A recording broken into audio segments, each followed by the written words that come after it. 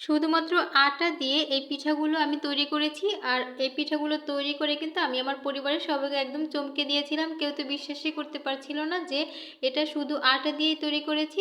আর ঘরে যখন কিছুই থাকবে না তখন কিন্তু ঝটপট মাত্র 10 মিনিটে এই পিঠাগুলো তৈরি করে নিতে পারবেন। চায়ের সাথে খেতে কিন্তু অনেক বেশি ভালো লাগে। তো এখানে আমি 1.5 কাপ পরিমাণ নিয়ে নিলাম আটা। আপনারা আপনাদের পছন্দ অনুযায়ী কম বেশি করে নিতে পারেন। তারপরে 1/4 কাপ দিয়ে দিলাম চিনি। চিনিটা এখানে পারফেক্ট আছে। আপনারা যদি বেশি মিষ্টি খেতে চান সেক্ষেত্রে আরও একটু বাড়িয়ে দিতে পারেন।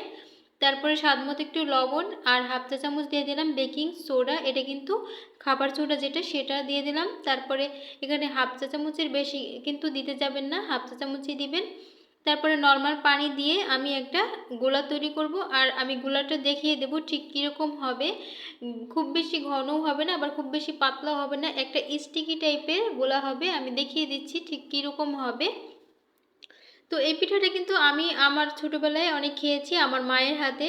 তো আমার বাপের বাড়ি যেহেতু বরিশাল, তো বরিশালে কিন্তু এই পিঠাটাকে বলা হয় বড়া পিঠা। তো আপনারা যারা বরিশালের আছেন তারা অবশ্যই হয়তোবা চিনেন। তো এই পিঠাটা কে কোথা থেকে দেখছেন অবশ্যই কমেন্টে বলে দিবেন, আর কখনো খেয়েছেন কিনা সেটাও বলবেন। তো এইভাবে করে এই যে দেখুন এরকম কিন্তু স্টিকি টাইপের একটা ডো তৈরি করতে হবে, মানে একটা গোলা তৈরি করতে হবে। দেখেই কিন্তু বোঝা যাচ্ছে ঠিক কীরকম হবে। তো এই পর্যায়ে আমার কিন্তু 1 কাপের থেকে একটু কম পানি লেগেছে, তো আপনাদের কম বেশি লাগতে পারে। এবারে মিডিয়াম আঁচে তেল গরম করে নিয়েছি, জাস্ট আমি দিয়ে দিলাম। আপনারা চাইলে 10 মিনিট রেস্টে রাখতে পারেন, আমি কোনো রেস্টে রাখছি না, সঙ্গে সঙ্গেই ভেজে নিচ্ছি। আর দেওয়া মাত্রই কিন্তু দেখা যাবে যে এগুলো ফুলে একদম ডাবল হয়ে যাবে। তো অবশ্যই একটু ছোটো ছোটো করে দিবেন, তাহলে কিন্তু আর ফুলে এমনিতেই ডাবল হয়ে যাবে। আর ভাজতেও বেশি সময় লাগে না, মাত্র 5 থেকে 7 মিনিটের মধ্যেই ভাজা হয়ে যায়। একদম উপরটা হয় একটু ক্রিস্পি টাইপের আর ভিতরটা সফট, এরকমই একটি পিঠা। তো আশা করি ভিডিওটা ভালো লাগছে।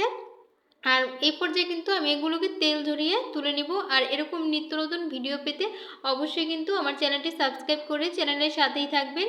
এর আগেও আমি অনেকটি পিঠার রেসিপি দিয়েছি, চাইলে সেগুলো আপনারা দেখে নিতে পারেন। তো আজকে এখানেই, সবাই ভালো থাকবেন, আল্লাহ হাফেজ।